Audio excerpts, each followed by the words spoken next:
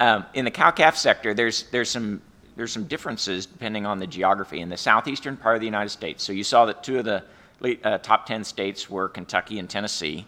The rest of the southeast states actually are relatively high cow-calf production states. And if you think about the geography down there, there's a lot of grass, there's abundant rainfall, but relatively small pastures because of higher density of human population, hills. I mean, just other reasons that the pastures are broken up into relatively small packages. So then what you see in that part of the United States, which is a pretty big percentage of the cows in the United States, is that they're in small herds, 20, 30, 40, 50, 60 maybe. And so that creates problems as far as the transportation. So our trucks going down the highway carry 50,000 pounds. If I wean 500-pound calves, I need 100 of them to put on a truck. Well, I only have 30 cows. Half are heifers, half are steers. I keep some of my heifers. I'm far less than a truckload of a product to move to someone else.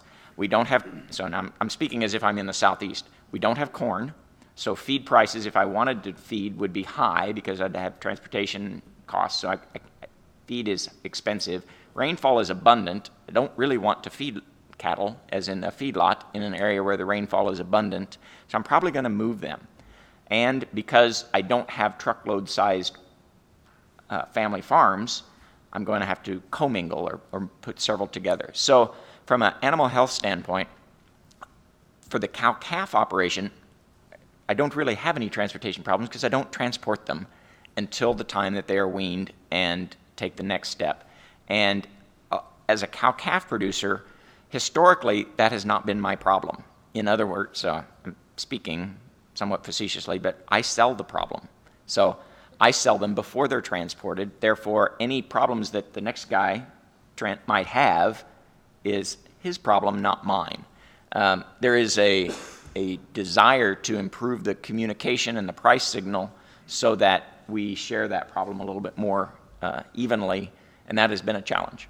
So I would say from a transportation standpoint, most of the cow-calf sector doesn't directly deal with it, it's indirectly, and where that's going to move in the future, I'm interested to see.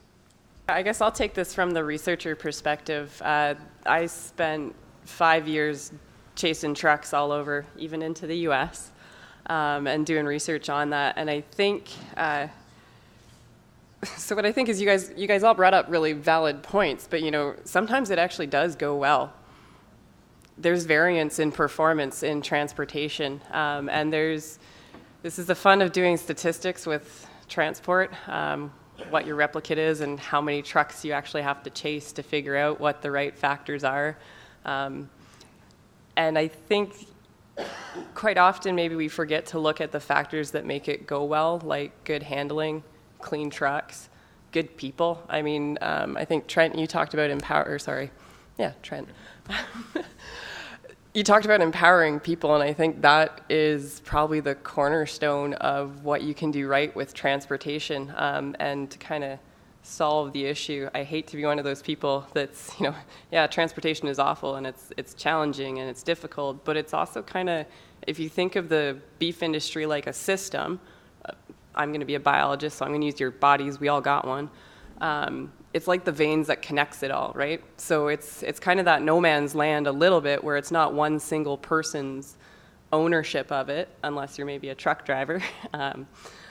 But it's kind of everyone's connection, because if you were to cut that off, or if you were to challenge transport, and we see that a lot with animal welfare groups, particularly when you get comparing US to Europe, and should we go to European laws of 8 hours of transport and that's it, that would really change our industry completely. And I think sometimes what gets lost in that is, you can truck them for a good distance and still have it go okay. So it's maybe identifying those factors and drawing that out and saying that's what we need to do more of, or hey, we need to figure out how to capitalize on good truckers, on good truck design, airflow design, cleanliness, on reducing the stress of other factors like commingling, or how do you manage that stress so that it's not a problem. cattle are amazing animals. They'll cope with a lot if you give them the opportunity, and particularly from the research that we're seeing now is if you prep them right? You got to it's like getting ready for this is probably a really bad analogy, but it's like getting ready for a big game day, right? Or I'm saying it's a bad analogy. I'm not a sports person, so I'm going to try. It's like getting ready for a big game day. You got to eat right. You got to train right. You got to, kind of handle your stress appropriately. And I think maybe we could do that for our cattle a little bit more. It's a challenge given the people, like you said, Bob, around the different dynamics of the geographies and where cattle are coming from. But it is kind of that one thing for the industry that if we don't kind of improve it, or if we continue to be challenged on it, it could be a game changer.